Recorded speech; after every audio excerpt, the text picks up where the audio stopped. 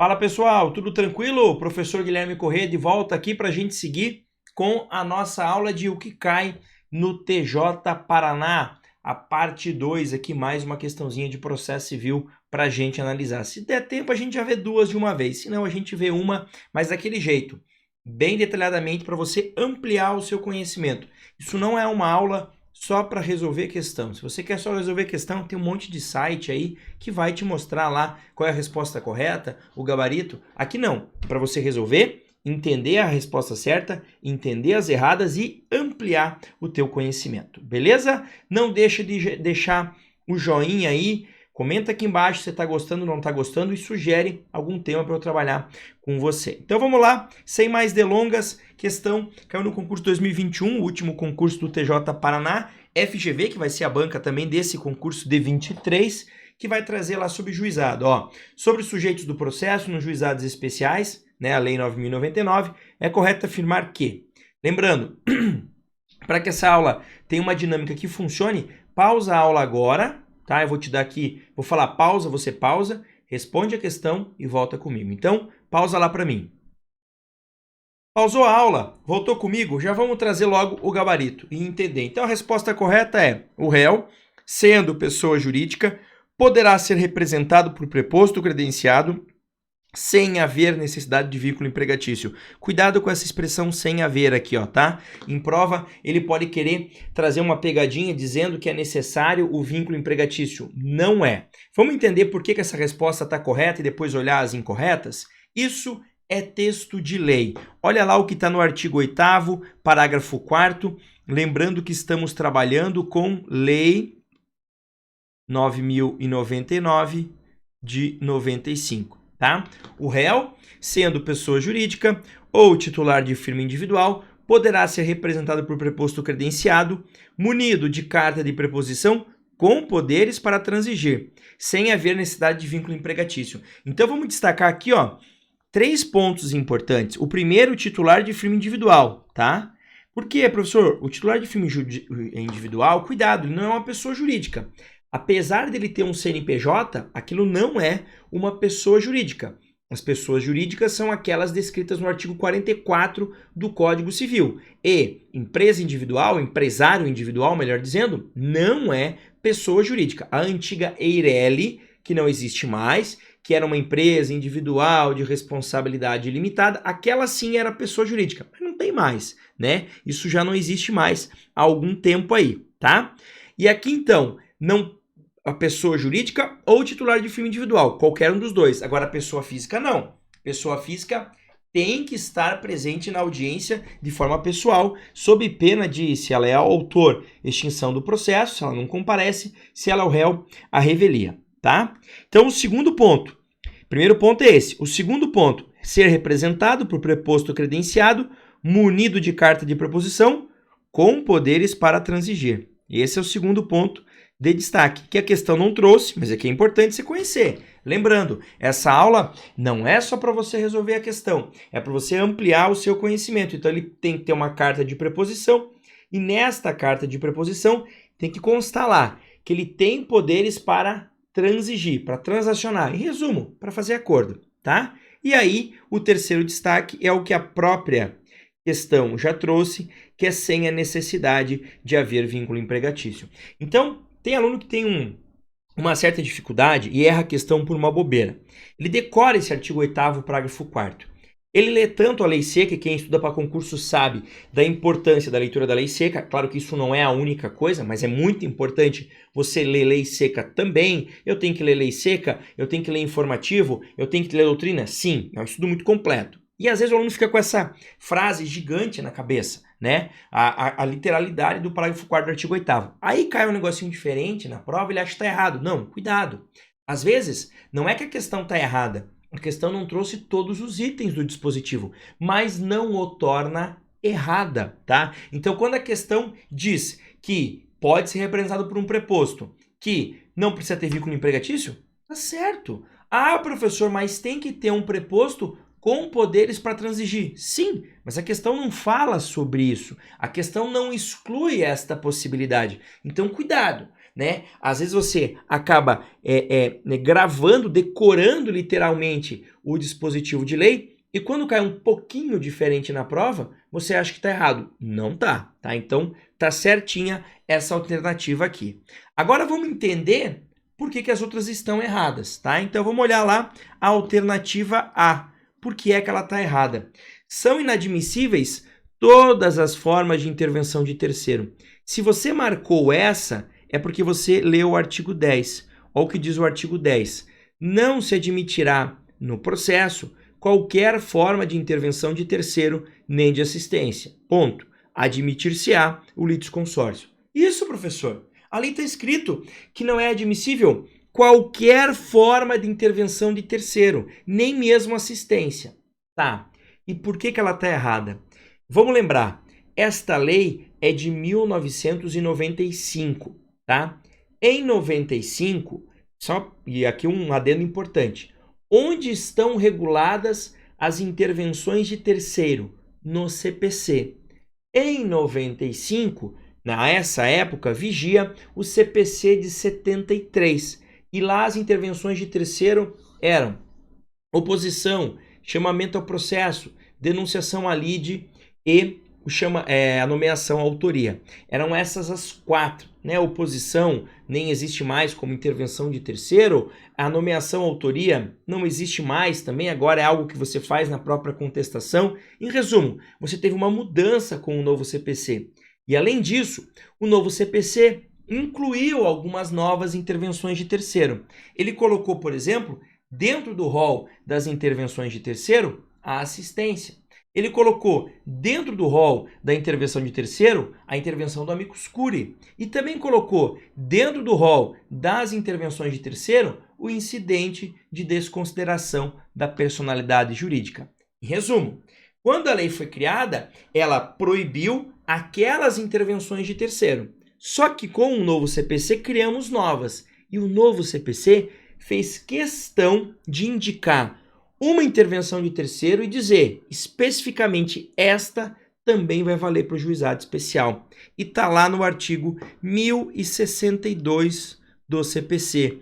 O incidente de desconsideração da personalidade jurídica aplica-se ao processo de competência dos juizados especiais. Então, professor, pegadinha, sem dúvida nenhuma. A pessoa que fez essa questão fez de forma inteligente, para você não ser aquele mero decorador da lei. Não, você tem que entender o sistema o processo civil de forma sistemática, entender como essas leis se interseccionam. Então, por mais que a lei do juizado proíbe a intervenção de terceiro, uma nova lei que refere-se de forma específica do incidente de desconsideração diz, isso vai valer também para o juizado especial, lembrando que essa lei é o CPC, é lá de 2015, tá? Então, se quiser gravar, todas as outras intervenções de terceiro, de fato, não serão possíveis nos juizados especiais, mas o incidente de desconsideração será sim,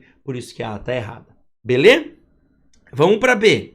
Pode o menor de 18 anos ajuizar ação no juizado especial desde que devidamente representado. Esquece, gente. Olha o artigo 8º. Não poderão ser partes no processo instituído por essa lei o incapaz. E vamos além, o preso, pessoas jurídicas de direito público. Lembrando que as PJs de direito público, elas podem ser partes nos outros juizados especiais, né? Como, por exemplo, o Juizado Especial da Fazenda Pública, o Juizado Especial Federal. Empresa Pública da União, que também vai ser parte lá no Juizado Especial Federal, massa falida insolvente civil por uma questão de alta complexidade, tá? Então, o incapaz não pode ser parte no juizado, independente de assistência de representação, ele não pode. O juizado quer facilitar as coisas, ele não quer introduzir um representante, introduzir um assistente no processo. Então, o incapaz não pode, tá?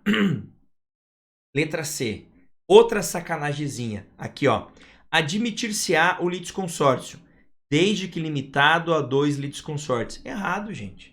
Não tem nada disso. O artigo 10 admite litisconsórcio. Ele não faz essa limitação. É claro que no caso concreto, se o magistrado entender que o excessivo número de litigantes no polo ativo fazer com que aquele litisconsórcio se torne o chamado litisconsórcio multitudinário, aquela ideia de multidão, de muita gente, e que isso dificulte a rápida solução do litígio, dificulte o direito de defesa, ele pode limitar, mas é caso a caso. Ele vai ter que dar uma decisão limitando, tá? Então, o juizado não traz um limitador natural, tá? E D, não é cabível a intervenção do Ministério Público nos processos de competência dos juizados. O artigo 11 diz exatamente o contrário. O MP intervirá nos casos previstos em lei. É claro que é difícil a gente ver a intervenção do Ministério Público, por quê? Porque grande parte dos direitos que estão em jogo são direitos disponíveis. São direitos, por exemplo, não vão envolver menor, não vão tratar de grandes coletividades. Então é raro você ter intervenção do MP. Mas não há uma proibição. A lei diz que é possível. Então, se em algum caso a lei prevê a intervenção do MP para aquela situação, será possível sim. Tá? Beleza? Tranquilo? Então, letra D errada também. Lembrando que a correta é a letra E. Vamos voltar aqui para o nosso gabarito. A letra E de escola é a alternativa correta nesse caso. Agora vamos ampliar o nosso conhecimento. Vamos ver aqui 4 observações importantes sobre esse tema, né? Primeira delas eu já adiantei um pouquinho para vocês quando a gente olhou a questão. Olha lá, além do incapaz, o preso, a massa falida, o insolvente civil e as pessoas jurídicas de direito público não podem ser partes. Lembrando que estas últimas poderão ser partes no JEF, né, Juizado Especial Federal, ou no JEFP, né, a Lei 12.153/2009, o Juizado Especial da Fazenda Pública. Tá? Lembrando que, por exemplo, eu quero processar uma empresa pública federal. Posso processar? Sim, no Juizado Federal. Uma empresa pública estadual. Posso processar? Sim, no Juizado Especial da Fazenda Pública, mas não no JEC tradicional. Tá?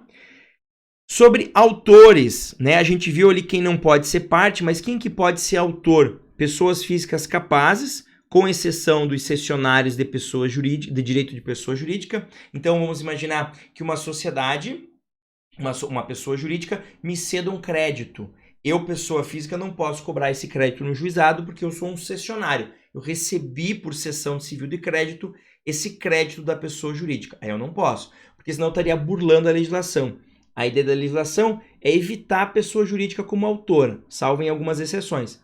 Aí a pessoa jurídica cede o crédito, por exemplo, para um sócio. Aí o sócio, pessoa física, pode? Não, não poderia, porque essa é uma das exceções, tá?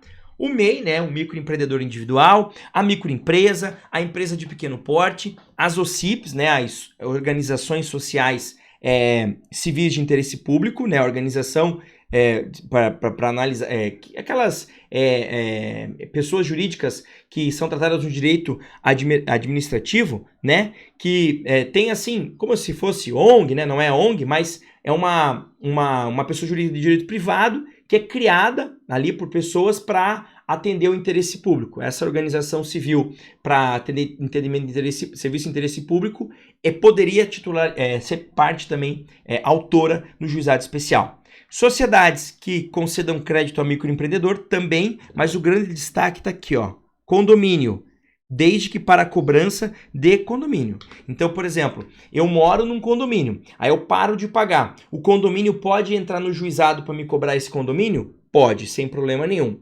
Agora, o condomínio se sentiu lesado por uma obra da prefeitura. Ele pode processar o município no juizado? O condomínio não, tá? Porque ele não pode, ele só pode entrar no juizado para a cobrança de condomínio. Por quê? Porque uma das causas que pode tramitar nos juizados é a cobrança de condomínio. Então eu tenho que autorizar o condomínio a poder entrar com essa ação aí, tá? Ainda, desnecessidade de advogado nas causas de até 20 salários mínimos, exceção à apresentação de recurso.